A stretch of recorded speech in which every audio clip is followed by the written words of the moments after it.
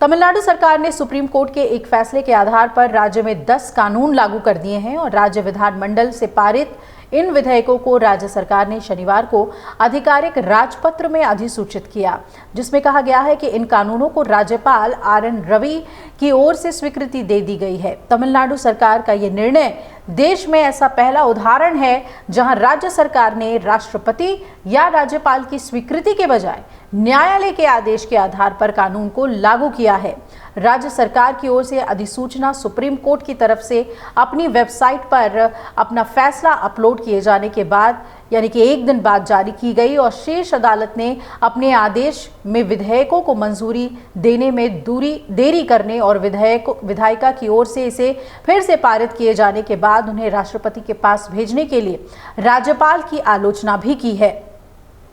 अब सरकार के राजपत्र अधिसूचनाओं में सुप्रीम कोर्ट के 8 अप्रैल के आदेश का हवाला दिया गया है, जिसमें कहा गया है कि राज्यपाल की ओर से विधेयक लौटाए जाना और विधायिका की तरफ से उसे फिर से पारित किए जाने के बाद राज्यपाल को संवैधानिक रूप से उस पर सहमति देना जरूरी है और वो इसे राष्ट्रपति के पास नहीं भेज सकते।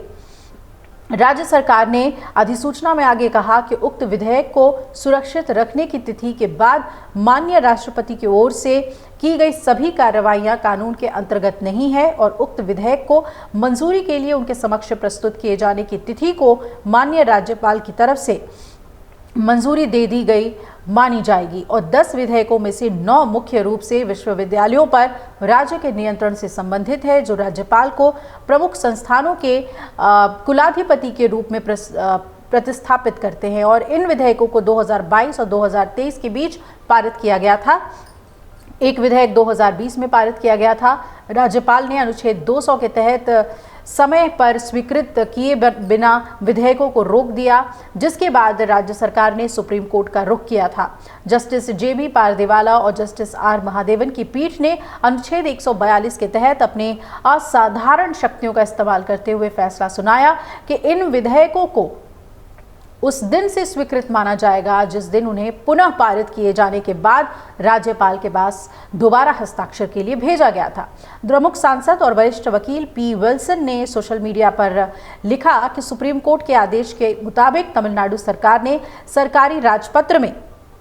10 अधिनियमों को अधिसूचित किया और वो लागू हो गए हैं। इतिहास रच दिया गया है क्योंकि ये भारत में किसी भी विधानमंडल के पहले अधिनियम हैं जो राज्यपाल या राष्ट्रपति के हस्ताक्षर के बिना बल्कि शीर्ष न्यायालय के निर्णय के आधार पर प्रभावी हुए हैं। तमिलनाडु के संबंध में सुप्रीम कोर्ट ने यह भी कहा कि अनुच्छेद 200 के तहत राज्यपालों के कार्यों के लिए समय सीमा तय करने में वो राज्यपाल के पद को कमजोर नहीं कर रहा है, लेकिन